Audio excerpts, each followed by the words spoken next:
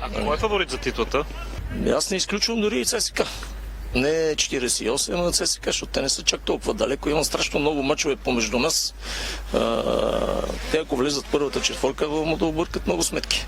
Така че има 4 отбора, които са фаворити. Включая Лудогорец, ЦСКА 48 и Левски.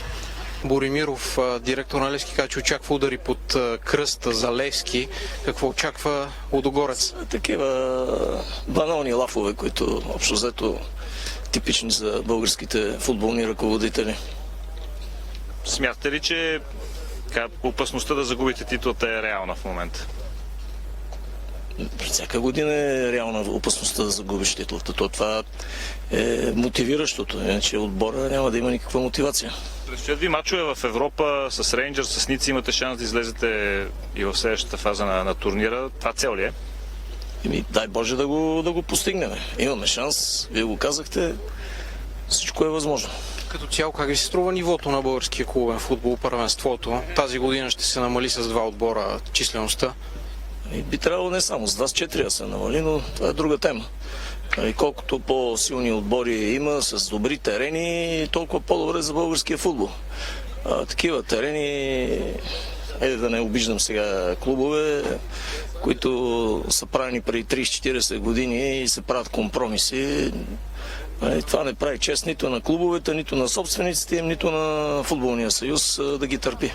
Има сравнително ново ръководство на футболния съюз. Имате някаква оценка как се справя то?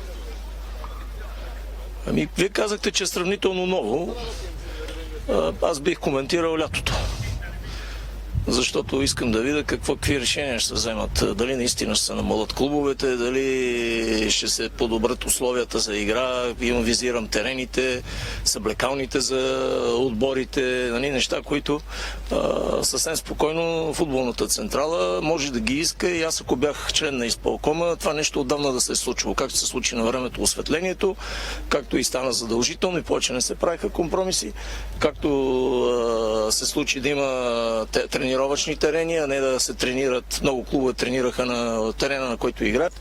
Това всичко стана, включително и Вара, по мое време и с моята активна роля. Така че очаквам се да видя следващи стъпки и тогава ще ви кажа дали това ръководство става или не става.